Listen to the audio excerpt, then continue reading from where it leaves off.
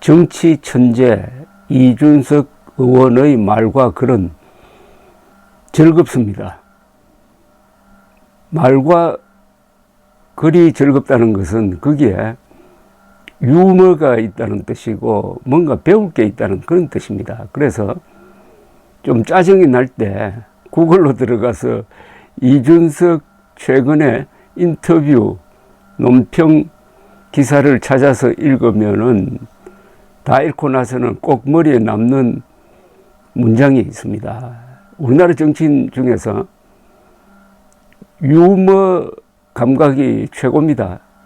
그래서 우스개 또는 명언집을 만들 수 있는 유일한 정치인이 이준석 아닌가 하는 생각이 듭니다.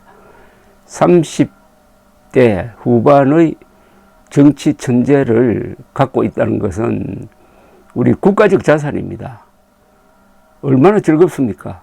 천재는 보통 사람들을 기쁘게 만듭니다.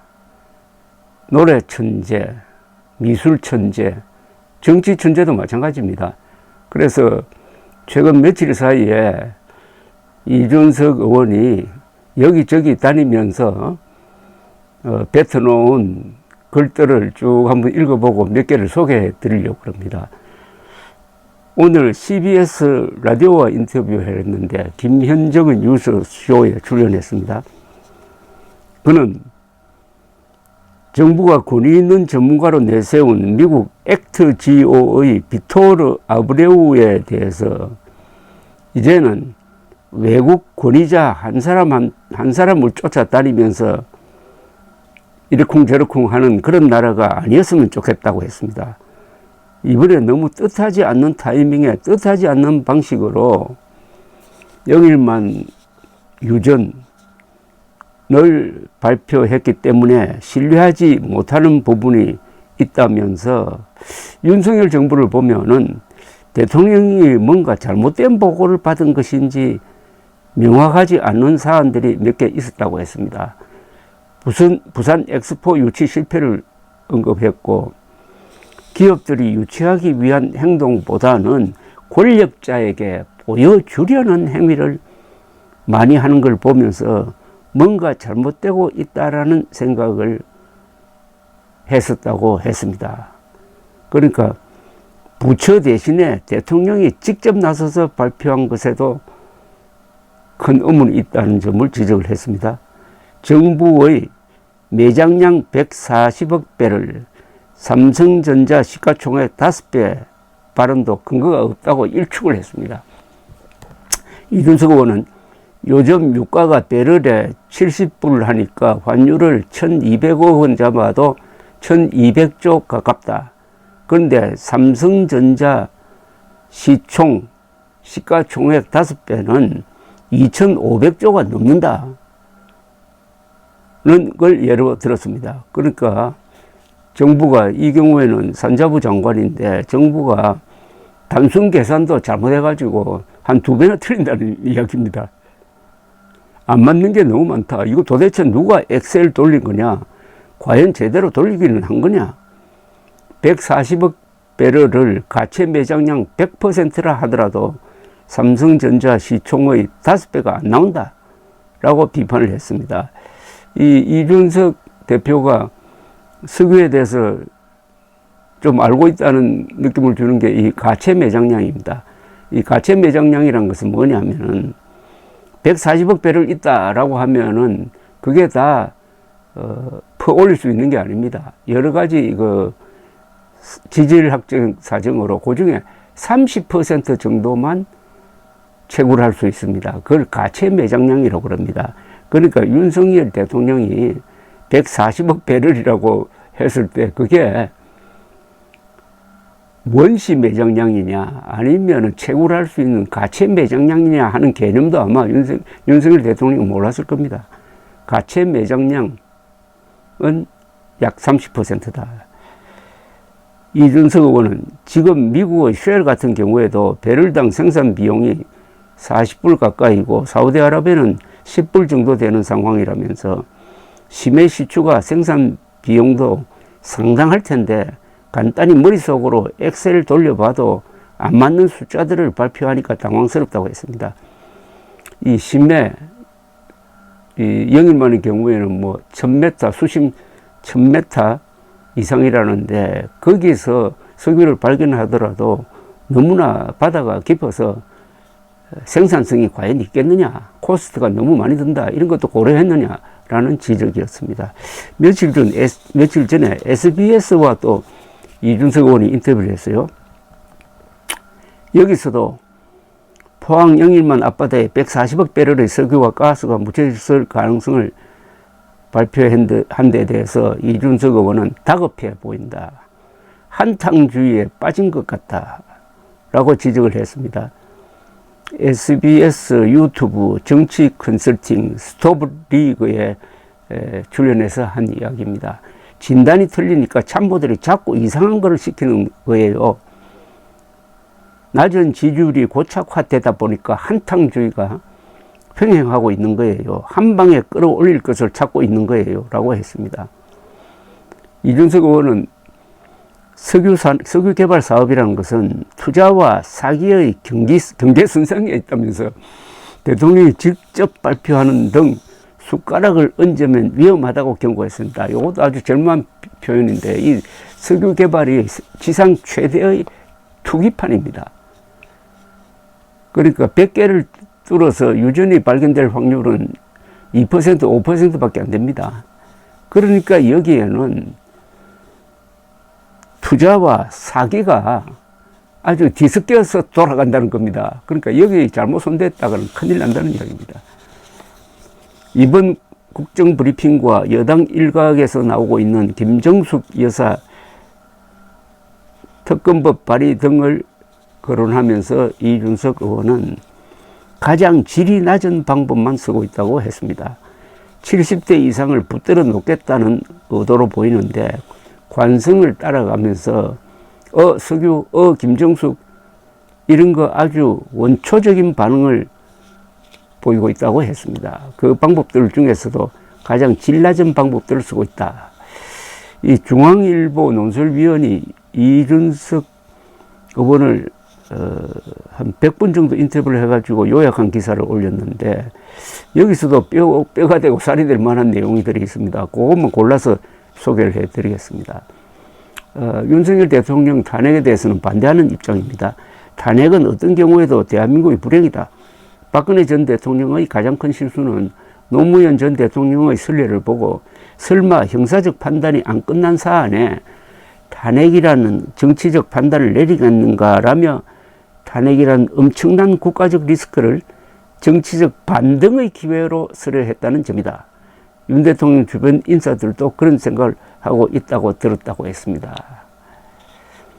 또 윤 대통령은 탄핵을 피하려면은 이재명 대표와 영수회담을 할 게 아니라 자신을 지지했던 사람들과의 관계부터 복원해야 한다. 즉 자중질환이 안 일어나도록 해야 된다는 겁니다. 나한테는 안 그래도 된다. 하지만 안철수 의원, 김기현 전 대표 등에게 그때는 오해가 좀 있어 미안하다. 한 번 더 같이 이 정부의 성공을 위해 일해보자고 해야 한다. 그게 대통령의 정부적 역량이라고 했습니다. 아주 이거 핵심을 찔렀습니다. 탄핵을 면하려면은 140억 배를 이런 거 발표하지 말고 안철수, 김기현 섭섭했던 사람과 만나서 이 균열이 일어나지 않도록, 한동훈도 물론 만나야 되겠죠. 근데 한동훈이 만나려고 하지 않으니까 그건 좀 어려운 것 같은데 내부 단계를 다져야 된다는 이야기입니다. 박근혜 정부가 그다지 심하지 않은 인화성 물질, 국정교과서 문제라든지 세월호 참사 대응, 미흡 등 바로 그런 인화성 물질 옆에서 담배를 피웠다면 지금 윤석열 정부는 아예 유조선에서 삼겹살 파티를 하고 있는 느낌이다. 이것도 아주 근사하고 정확한 표현인 것 같습니다. 유조선에서는 그 석유가스나 이런 게 막 스며 나오기 때문에 담배 피우면 큰일 납니다. 거기서 삼겹살 파티를 하고 있답니다. 한동훈에 대해서는 이렇게 이야기했습니다. 한동훈은 이번 전당대회 대표 출마를 하고 싶어 하는 것 같다. 전해 듣기로는 달리 할 게 없어서라고 하는데 내가 그 위치에 있었다면은 중소지방 거주 체험 등 할 게 너무 많을 것 같다.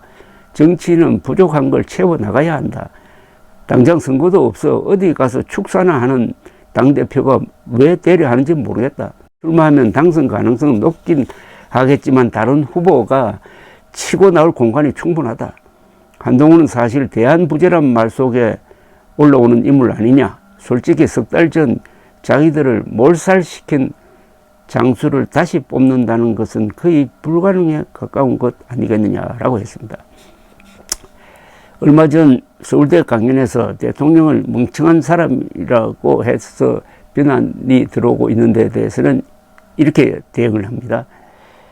이걸 두고 사가지 없다고 평가하는 건 그 자체로 모순이다. 누군가를 사가지 없다고 말할 자유가 있으려면 누군가를 멍청하다고 말할 자유도 있어야 한다. 대통령은 하늘과 같은 사람이니까 그런 용어 쓰면 안 된다는 것 아닌가. 국민들이 다 보고 있다고 생각한다. 명패 집어 던지는 사람 노무현을 대통령으로 만들었고 또 아무리 사가지 없다는 소리 듣지만 동탄에서는 흠이 안 되어 선택을 받은 사람 아닌가라고 반박을 했습니다. 이 개혁 문제에 대해서는 어떤 권력이 대통령이든 총리든 아니면 그걸 둘로 나누든 대한민국의 정치 상황을 다 해결할 수 있는 슈퍼맨은 없다고 본다. 난 오히려 대통령제를 보완할 방법으로 선거 과정에서 그림자 내각, 섀도우 캐비넷을 도입하면 좋다고 본다. 그런데 현재 어떤 공직을 약속하면 선거법 위반이 되어버린다. 바꿔야 한다. 같이 일할 사람을 미리 선명하게 보여주면 정책적, 도덕적 검증이 자연스레 이루어져 청문회 부담도 많이 줄어들 것이다 라고 했습니다. 개헌을 한다면서 임기 단축안을 던지면 가장 당황할 사람이 이재명 대표라고 본다. 개헌 이니셔티브를 대통령이 가져가게 되어 야당이 그런 걸 못 받을 것으로 본다고 전망을 했습니다. 미국의 방위비 분담금을 우리가 전액 부담하더라도 잠재적 핵 능력을 확보하자는 주장을 어떻게 생각하나라는 질문에 대해서는 이준석 의원은 윤 대통령이 나와 대화할 때 그것에 대한 관심이 좀 있었다. 잠재적 핵 능력뿐 아니라 핵 폐기물 문제 해결을 위해서도 핵 재처리 문제는 절실하다. 일본도 확보하고 있는 능력 아닌가. 우리도 당당하게 요구할 수 있다. 방위비 분담금과 결부하여 어떻게든 성과를 내야 한다. 물밑에서 몰래 하고 있어 성과가 안 보일 뿐이라 믿는다. 대통령이 설마 그것도 안 하고 있을까라고 생각한다고 했습니다. 이준석 의원은 지난 5일 밤에는 CPBC 김준일의 뉴스 공감에서 진행자와 이런 말들을 주고받았는데 진행자가 개혁신당이 최상병 특검법은 찬성하고 한동훈 특검법은 반대하는 것으로 알고 있다면서 그 이유를 묻자 이준석 의원은 이렇게 이야기합니다. 조국 대표가 자식과 관련된 아픔이 있는 건 알겠지만은 한동훈 장관 딸에 대한 수사가 언급되는 건 조심스럽다고 했습니다. 그 이후로 연좌제 느낌이 드는 가족 수사가 반복되면 안 되기 때문이라고 선을 그었습니다. 조국 대표가 나에게 가혹한 수사를 했으니 한동훈 장관에게도 똑같이 해야 된다는 논리라면 모르겠지만은 조민 씨에 대한 수사 등 일련의 과정들이 가혹했다면 오히려 조국 대표가 한동훈 위원장은 비판하겠지만 가족에게까지 수사가 미치지 않도록 하겠다고 하는 것이 정치적으로도 멋있어 보인다고 했습니다. 김건희 여사 특검법에 대해서는 도이치모터스 수사가 미진했기에 특검 조건이 성립한다고 본다고 말하면서 양평 고속도로 건은 국정조사가 좀 더 국민들 이해를 돕기에 좋은 방법이 아닐까 생각한다고 했습니다. 이 의원은 국정조사는 국회에서 정의들을 불러가지고 국회의원들이 현장 질의하기 때문에 내용이 다 국민들에게 전달되어 국민들이 더 상세하게 내용을 알 수 있는 등 알 권리를 충족할 수 있다면서 반면 특검은 검사가 사람을 불러 취조하기에 좀 더 강력하지만 밀실에서 이루어진다. 그 최종 결과물만 브리핑된다면서 국민 생활과 직결되는 고속도로 건설 문제는 모두가 보는 앞에서 다룰 수 있는 국정조사가 합리적이라고 주장을 했습니다. 이 주장이 합리적입니다. 감사합니다.